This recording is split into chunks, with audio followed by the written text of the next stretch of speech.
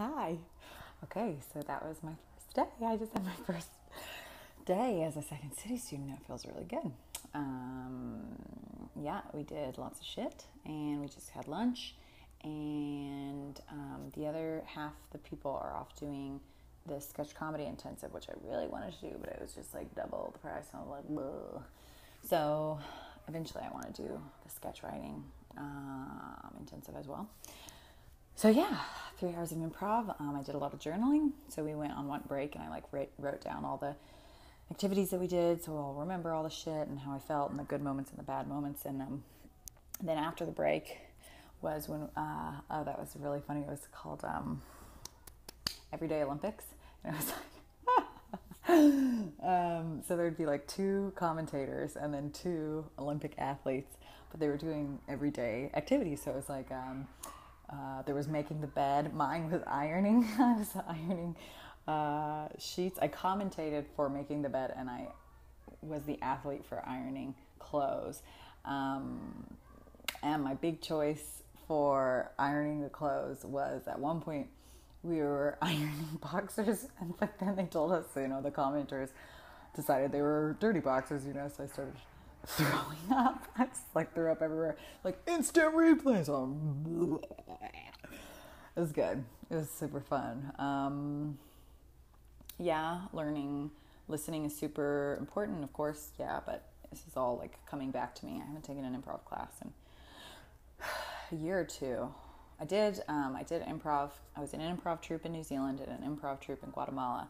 So they're still fresh, but it's just fun to review the names of shit. We did a lot of object work. Object work is so important. Getting really specific with things. And then it's it translates so much to your life in general, let's be specific about what we want. I am pretty bad at this. I mean, speaking, and I just did it pretty bad. I'm very, very, okay, don't edit myself, yada, yada, yada.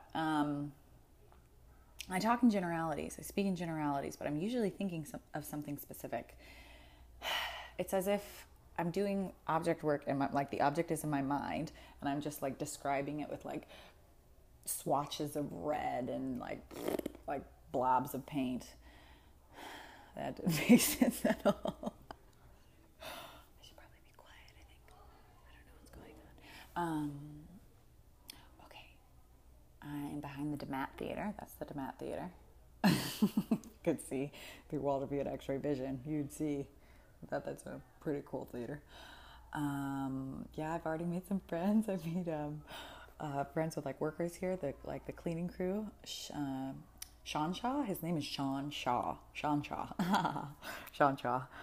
He's a great guy. He's he's working here, so he can.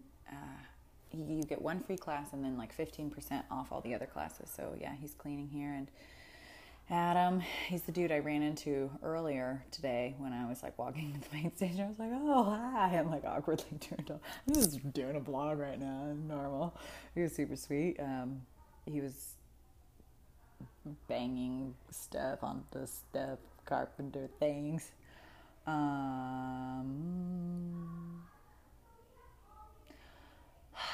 I feel really good. I feel like this is where I'm supposed to be, and I feel like someone said something really smart. They're like, so I won't be taking classes full time here until probably next year. And I didn't want to tell people that. Okay, well, can't start big. Yeah, so okay. So much for keeping my goals close to the best. Moving on. I lost my train of thought. Oh, right. So he's he had just gotten out of, he did a week-long writing intensive, and now he's doing the improv with us. And he's like, my writing teacher told me to not have the main stage be being a main stage player be your end game.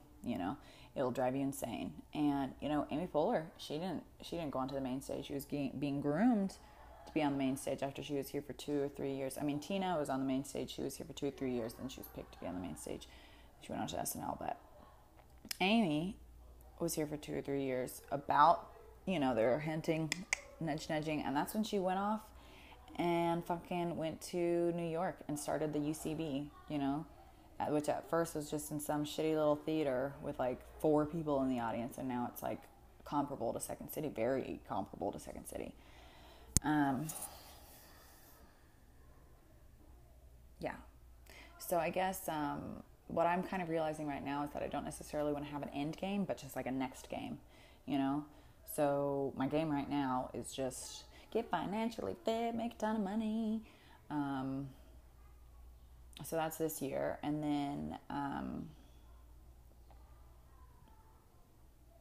yeah, I'm really excited to, I don't know if that's dorky or not, but I'm really excited to like build good financial habits. I sound like a nerd, but right? I mean, it's fun and it's good. I don't know. I'm a little proud of myself for making that a goal so early in my life, but I shouldn't, wow, fuck, I have terrible financial habits right now. Like, I should not be complimenting myself before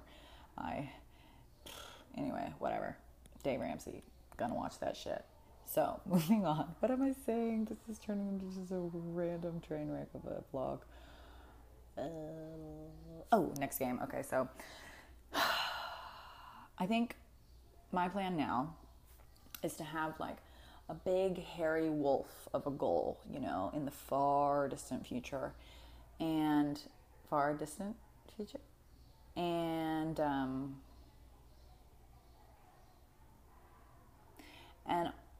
not really have an end game, but just have a next game, you know, like I know where I'm headed, and as long as I put one foot in front of the other and keep doing that, I'll get there, right?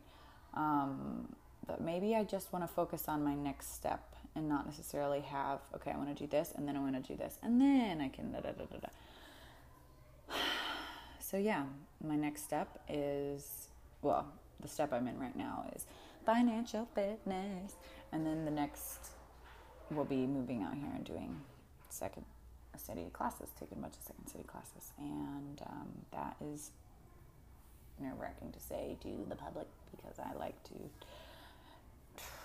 not talk about things until they're like done deals. I didn't tell fucking anyone about New Zealand for a long time. I've been planning New Zealand for years. And I didn't tell anyone about it. I think I told a few people about it before I bought my plane ticket, but until I bought my plane ticket, I wasn't fucking telling anyone. People just thought, they were like, whoa, that's rash. I'm like, ha, tricked you. Yeah, that's where I'm at right now. I'm fucking elated. I feel so good. I'm meeting really, really cool people, really kind. Improvers are the best.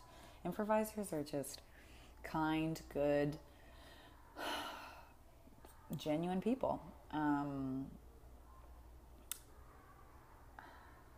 don't know. I feel like I should be saying more, but I'm just really happy. I'm really happy that I've had the training I have. Like, man, taking Tim Noble's class, his improv class, oh my God, like we were doing so much stuff that we did in his class, and I'm like, Professor, you are the man.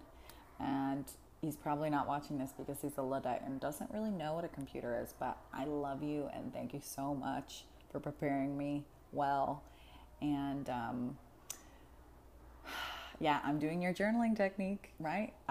Right after we did our class, you know, I sat down and I wrote how I felt, my good moments and my bad moments, what I want to work on, some vocabulary terms, yeah. So thank you, Tim. I just am soaking in the feeling of feeling good, like exactly where I am, and trying not to be a dick about it, trying not to be like, I'm exactly where I am, like, fuck you. But I am. Okay. You are appreciated, you are loved, and I think that cooking dinner for yourself tonight is a great idea. Maybe try some tomatoes in there. Yeah. Okay,